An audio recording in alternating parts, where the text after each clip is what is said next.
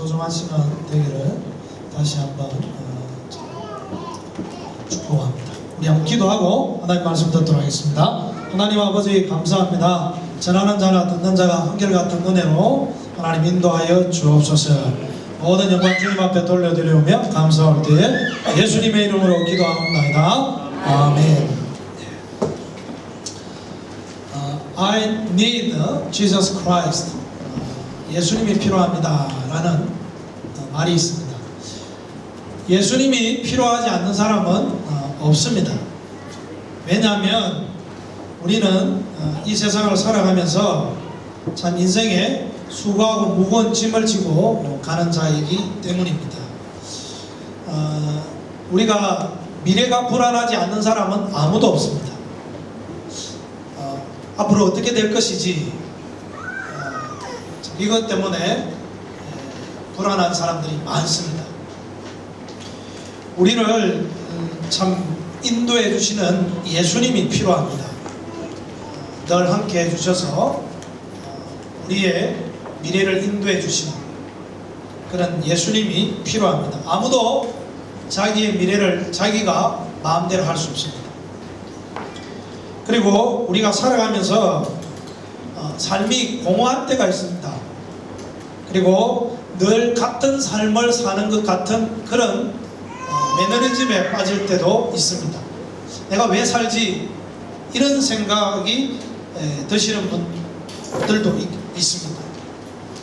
이런 사람들은 예수님을 만나면 내가 어디서 와서 어디로 가는지 왜 사는지를 알게 되어집니다. 인생의 참된 의미를 가지고 살 수 있습니다. 그래서 우리는 예수님이 필요한 것입니다. 그리고 어떤 사람은 중독 때문에 망하여 가는 사람들이 있습니다. 술이나 도박이나 게으름 때문에 여기에 한번 빠지면요 헤어나오지 못합니다. 나를 망하게 하는 것을 알면서도 끊을 수 없는 사람이 있습니다. 이게 중독인데요, 이 중독을 끊을 수 있는 것은 예수님밖에 없습니다. 예수님 믿으면 많은 사람들이 술로부터 도박으로부터 중독으로부터 구원받는 사람들이 있습니다. 실제로 이런 역사들이 많이 일어납니다. 내가 끊게 하시는 것이 아니라 예수님이 끊게 해주십니다. 그래서 여러분들이 중독 때문에 망하여 가는 사람들도 있는데 그런 분들도 예수님이 필요하다는 것입니다. 내가 가지고 있는 문제와 어려움이 나를 무너지게 하느라 힘들게 하는, 그래서 견딜 수 없는 상황에 처해 있는 분들도 있습니다. 그리고 질병이나 가난 때문에 고통당하는 사람들도 있습니다. 예수님 시대 때도 많은 병자들이 예수님께 왔습니다. 그리고 그 당시에는 로마 식민지하에 있었기 때문에 소외되고 고통받는 사람이 많았습니다. 또 귀신이나 악한 영들에 사로잡혀서 괴롭힘을 당하는 사람들도 많이 있었습니다. 근데 예수님께 오면 포로된 자가 자유를, 고통당하는 자가 예수님으로부터 해방을 당합니다. 그래서 가난이나 질병이나 고통 가운데 있는 사람들은 다 예수께로 나와서 예수님으로부터 구원함을 얻게 되어졌습니다. 이런 분들도 예수님이 필요합니다. 그리고 나는 예수님이 필요 없다고 하시는 분들 있습니다. 나는 모든 것을 갖추었다. 아닙니다. 아무도 참된 만족을 누리며 사는 사람이 없습니다. 내가 마음에 깨져 있는 사람은요, 아무리 많은 것을 채우고도 그 깨진 것 때문에 다 쏟아버립니다. 우리가 아무리 좋아도요, 내가 마음속에 만족하는 그런 마음이 없으면요, 아무리 가진 것이 많더라도 만족할 수가 없습니다. 예수님이 우리의 참된 만족이고 참된 기쁨입니다. 지금보다도 더 새로운 인생을 살고 싶은 분들, 즉 새로운 삶을 살고 싶은 분들은 예수님을 만나야 합니다. 그래서 나는 새로운 삶을 살고 싶다, 이대로는 안 된다는 그런 생각이 조금이라도 있는 분들은 예수님께 나오면 다 새로운 삶을 살 수 있습니다. 이런 분들에게도 예수님이 필요합니다. 그리고 무엇보다도 죄로 말미암아 멸망받을 수밖에 없는데 죽고 나면 멸망에 이를 수 있습니다. 죄로 말미암아서. 부자와 나사로라는 사람이 살고 있었는데 부자는 잘 살고 이 땅에 많이 가져서 실컷 연락을 즐기며 편히 살았습니다. 근데 나사로는 가난하게 살았습니다. 근데 둘 다 죽어서 하나는 천국에 가고 하나는 지옥에 갔습니다. 부자는 예수님 없이 자기 인생만 살고 나사로는 가난하게 살아도 예수 믿고 살았습니다. 결과는 엄청나게 달랐습니다. 부자는 고통 가운데 나의 혀에 물 몇 방울이라도 나를 서늘하게 할 수 있다면 그 물 몇 방울이라도 내 혀에 되어달라고. 그런데 너무나 고통스러운데도 아무도 도와주지 못했습니다. 우리가 가장 고통스러운 기억들이 있을 것입니다. 여러분 삶을 살아가면서 이게 나에게 너무 괴롭고 고통스러운 그런 기억들이 하나 둘씩 있습니다. 그것보다도 더 괴로운 것이 지옥인데요. 만배나 그것보다 훨씬 더 고통스러운 것이 지옥입니다. 그래서 사람은요 멸망받거나 지옥에 가서는 결코 아니 됩니다. 그래서 예수님은 모든 사람이 멸망받지 않기를 원하셨습니다. 죄로 말미암아서 지옥에 떨어진 것을 하나님은 사랑이시기 때문에 그것을 원치 않으셔서 누구를 보내셨냐면 예수님을 보내주셨습니다. 여러분 다 예수님 아시죠? 예수님은 4대 성인 중에 한 사람이다 이렇게 생각하고 다 들어보았습니다. 예수님은 하나님의 아들로 메시아로 구주로 오셨습니다. 우리를 죄 가운데서 구원하기 위해서 하나님이 보내주셨습니다. 오늘 읽은 성경 말씀에도 하나님이 세상을 이처럼 사랑하사 너무나 사랑했기 때문에 독생자인 외아들인 예수 그리스도를 보내주셨다고 그렇게 말씀하고 있고, 또 이런 저를 믿는 자마다, 예수를 믿는 자마다 멸망치 않고 영생을 얻게 하려면, 멸망받지 않고 구원받아서 영원히 사는 삶을 주시기 위해서 이 땅에 누구를 보내셨다고요? 예수님을 보내셨다는 것입니다. 그래서 우리는 이 땅에 살면서 죄로부터 다 구원함을 받아야 되는데, 우리가 어떻게 이 사실을 믿을 수 있느냐? 예수님이 우리를 위해서 사실은 십자가에 못 박혀 돌아가셨습니다. 예수님이 왜 죽으셨냐면 우리의 죄 때문에 죽으셨습니다. 우리가 죄로 말미암아 멸망받아야 되는데, 예수님이 우리의 죄를 다 사하시고 죄로부터 멸망받는 것을 구원하시기 위해서 예수님은 십자가에 죽으셨습니다. 그래서 예수님이 죽으셔서 우리를 구원하셨는데, 이것을 믿기만 하면 우리는 죄 용서 받고 다 구원받습니다.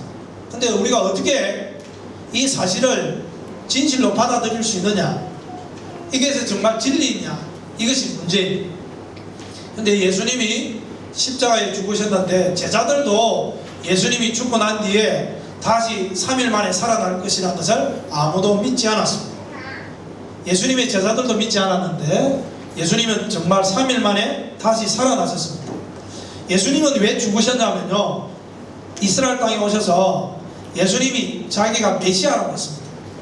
하나님의 아들이라고 했습니다. 여러분, 사람이 되어가지고 하나님의 아들이라 이러니까 너가 어떻게 사람이 되어서 하나님의 아들이 하느냐, 하나님이라고 하느냐? 신성모독죄로 종교 지도자들과 자기 의를 자랑하는 바리새인들이 모의해서 예수님을 죽이기로 작정합니다. 그래서 이스라엘 백성들을 선동해서 예수님을 십자가에 못 박습니다. 십자가에 못 박아서서 그 당시에 로마의 식민지하에 있기 때문에 빌라도라는 그 총독을 보내어서 이스라엘을, 예루살렘을 다스리고 있었습니다. 이제 이스라엘 백성들이, 종교 지도자들이 백성들을 선동해서 십자가에 못 박아 죽이라고 외치니까 빌라도는 이 사람에게는 죄가 없다, 나는 그런 일을 하지 못하겠다 할 때에 계속해서 백성들이 예수님을 십자가에 못 박아 외치다. 밀란이 일어날 지경입니다. 밀란이 일어나면 이 빌라도 총독은 그 자리에서 물러나야 됩니다. 그래서 빌라도는 자기는 아무 죄가 없다 하면서 손을 씻으면서 예수님을 십자가에 내어주었습니다. 이스라엘 백성들이 왜 십자가에 못 박았냐면 예수님이 하나님의 아들이다, 메시아다, 우리의 구주다 이렇게 말함으로써 그들이 듣고, 어떻게 사람이 되어서 너가 나사렛 예수라는 것을 알고 있는데 너가 사람인데 어떻게 하나님이냐? 이스라엘 백성들은요, 자기가 하나님이랑 지금도 유대인은요 돌로 쳐 죽입니다. 정말입니다. 유일신 사상이 있기 때문에 하나님이 유일한 하나님이신데 예수님이 하나님의 아들이라는 거예요. 여러분, 사람의 아들은 사람이지 않습니까? 하나님의 아들은 하나님이라고 그렇게 이스라엘 백성들은 예수님이 내가 하나님의 아들이라 할 때 그렇게 듣고 이를 죽여도 된다고 생각했어요. 마땅히 죽여야 된다. 그것도 십자가에 못 박아서. 그 당시에 가장 큰 행렬이 뭐냐면 십자가에 못 박아 죽이는 것입니다. 십자가에 못 박아 죽는다는 것은요, 3일 만에 십자가에 못 박혀서 피 흘려서 그 햇빛에 사람이 기절하고 3일 동안 혼전을 몇 번 합니다. 그러다가 피를 쏟고 마지막에 죽습니다. 이 가장 무서운 형벌이 로마에서 만들어낸 형벌이 십자가의 죽음입니다. 그래서 이스라엘 백성들이 이 예수님이 하나님의 아들, 네가 사람이, 이거는 죽여야 돼요. 마땅히 죽여야 된다 생각하고 이스라엘 백성들이, 온 백성들이 모여서 십자가에 못 박았어. 죽여야 된다고 외치기 시작합니다. 저도 이런 생각을 해봤습니다. 저도 아마 유대인들처럼 이스라엘 백성에 대해서 그 자리에 있었다면 예수님을 십자가에 못 박았을 것입니다. 저 무지한 사람들이 예수님을 십자가에 못 박은 것입니다. 예수님은 자기가 만일에 하나님의 아들이 아닌데, 메시아가 아닌데 구주라고 하면서 내가 인류를 구원하러 왔다, 너를 구원하러 왔다고 그렇게 거짓으로 구했다면 이것보다 더한 사기가 없습니다. 이것보다 더 엄청난 거짓말이 없습니다. 이것은요, 사람이 죽고 사는 문제가 아니라 영원히 사느냐 죽느냐 문제입니다. 이것을 가지고 너희들을 구원하기 위해서 멸망받지 않게 해서 내가 왔다, 내가 하나님의 메시아다, 거짓으로 한다면요, 하나님도 가만히 두지 않을 것입니다.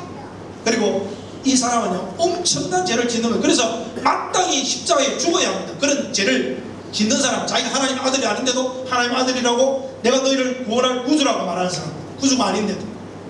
우리나라에요, 38명이 자기가 하나님이라고 하는 사람이 이 세상에 38명이 있는데, 우리나라에요, 하나님이라고 하는 사람 몇 명 있는 줄 알아요? 우리나라에 대단합니다. 30명 있어요.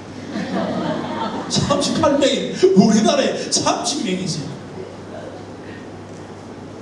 대단합니다. 사기를 쳐도 이 정도 쳐. 그런데 그걸 따라해요. 그걸 이단을 따라가면, 믿고 따라가면 죽는데 멸망당합니다. 그래서 예수님을 십자가에 못 박아 죽였습니다. 근데 예수님은 3일 만에 살아났는데 제자들도 믿지 않았습니다. 사람이 죽었다고 어떻게 살아납니까? 그래서 제자들도 믿지 않았는데 부활하신 예수님이 40일 동안 친히 그 부활하신 모습을 다 나타내 보여주셨습니다. 그래서 맨 마지막에 안 믿는 제자가 누구였냐면 의심 많은 도마였습니다. 나는 옆구리에 내가 손에 못자국을 만져보지 아니하고는 내가 항인하지 아니하고 난 절대 안 믿는다 했습니다. 그런데 예수님이 도마에게 나타나셨습니다. 내 옆구리에, 창의적 옆구리에 내 손자국을 넣어보아라. 너는 보고 믿느냐? 보지 않고 믿는 자가 더 복되다고 했습니다. 도마는 그 자리에 무릎을 꿇고 나의 주, 나의 하나님이라고 고백하게 됩니다. 여러분, 부활은요, 예수님을 보았기 때문에 부활을 우리가 받아들일 수 있습니다. 증인이 전해주었기 때문에. 증인은 숨김없이 사실을 전해주어야 됩니다. 그래서 도마만, 제자만, 또 예수님을 사랑하는 막달라 마리아, 이런 마리아만 본 것이 아니라 500명도 한꺼번에 보았습니다. 예수님이 성천하실 때도 보았습니다. 여러분, 이 사실은요, 히스토리컬한 겁니다. 역사적인 것입니다. 우리가 아무리 생각은 이해가 안 가지만 하나님이 하셨습니다. 하나님은 창조주이시며 전능하신 분이 모든 것 다 할 수 있습니다. 죽은 자도 살릴 수 있습니다. 예수님이 메시아라고 할 때, 하나님 아들 할 때 물이 변하여 포도주가 되었습니다. 보리떡 5개, 물고기 2마리로요 5,000명을 먹였습니다. 이거는 있을 수 없는 일입니다. 그리고 바다도 잠잠케 했습니다. 폭풍이 치는 그 바다를, 바람아 잠잠하라 했을 때 바다도 순종해서 잠잠게 되죠. 고요하게 되었습니다. 그 바다가. 그리고 죽은 나사로도 살렸습니다. 이것을 기록한 것이 마태복음인데, 이 마태복음은 유대인에게 기록해서 전한 것이 이 마태복음입니다. 여러분, 그 당시 예수님이 죽고 난 뒤에 이 마태복음을 썼는데, 그 당시에 이 예수님이 병자를 고치시고 죽은 나사로를 살리시고 유대인의 그 땅 갈보리 산에서 예수님이 죽으셨다가 3일 만에 살아난 것이 다 전해졌어요. 이것을 유대인들도 이스라엘 백성들도 다 알고 있는 사실이었습니다. 그래서 유대인들에게 쓰기 위한 것이 마태복음입니다. 여러분, 이 복음을 썼을 때, 이 복음서를 썼을 때 사실한 것을 쓰면요, 이스라엘 백성들이 받아들이겠어요? 이 복음서는 이스라엘 백성들을 예수 믿게 하기 위해서 쓴 복음서가 마태복음. 그래서 이것은요, 본 것을 그대로 전하는 것입니다. 그렇기 때문에 우리는 믿을 수가 있는 것이고, 또 예수님이 부활하셨는데 예수님이 죽으셔서 죄가 있어서 죽으시면 살아나면 안 됩니다. 죄가 있어서 마땅히 죄가 있어서 죽었으면 마땅히 죽어야죠. 근데 예수님은 죄가 없었기 때문에 죽지 않아야 됩니다. 죽어서는 안 됩니다. 예수님은 죄가 없었어요. 빌라도도 알았습니다.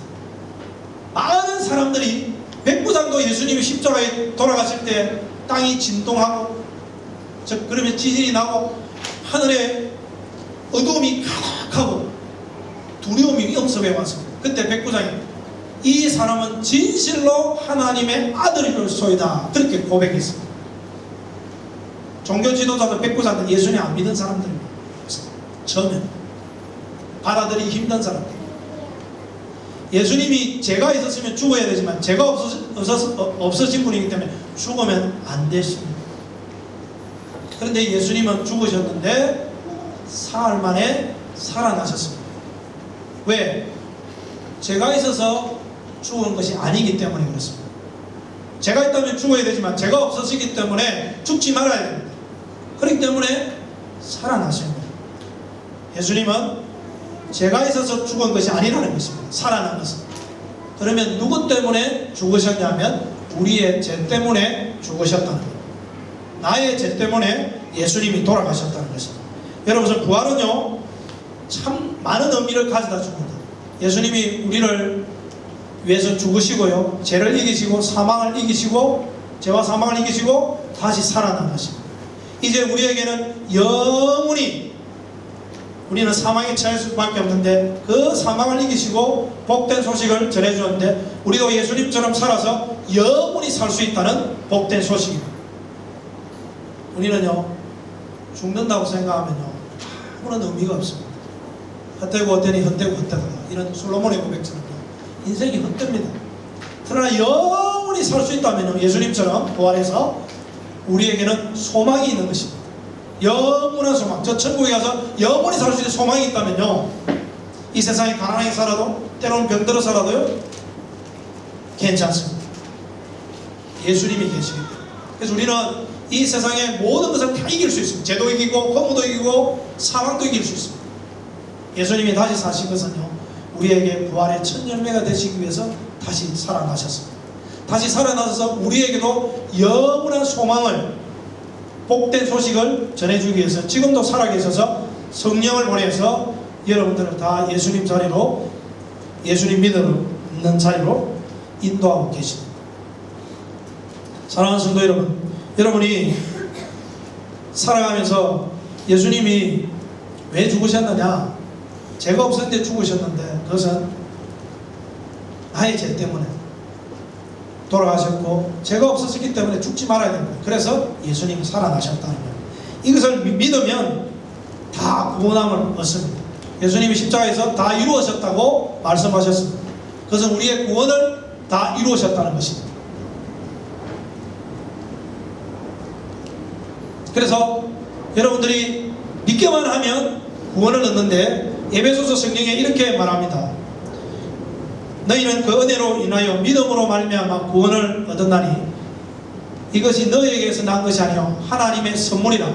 이것은 누구든지 자랑치 못하게 하려 함이니라. 그렇게 말씀하고 있습니다. 우리가 믿기만 하면 구원받는다, 이 말은요 예수님이 우리의 십자가에서 나의 죄를 위해 돌아가셔서 죽으시고 나의 죄를 다 깨끗하게 하셨습니다. 다 용서하셨습니다. 그리고 죄에서 우리를 구원하셨습니다. 우리가 죄가 있으시면 어떻습니까? 구원을 못 받습니다. 멸망받습니다. 여러분, 이사야 성경의 53장에 뭐라고 성경에 말씀하고 있냐? 하나님은 어린 양이다. 예수님은 하나님의 어린 양이다. 도살장에 끌려가는 어린 양과 같도다. 그렇게 말씀하고 있습니다. 이스라엘 백성들에게요, 어린 양을 잡는 제사 제도가 있습니다. 어린 양을 잡을 때요, 우리의 죄를 이 어린 양에게 안수합니다. 제사장이. 그래서 나에 있는 모든 죄가 트랜스퍼 됩니다. 이 나의 모든 죄가 옮겨갑니다. 그래서 제사장은 나의 모든 죄를 이 양에게 다 증가시킵니다. 양이 나의 죄로 말미암아 죽는 것입니다.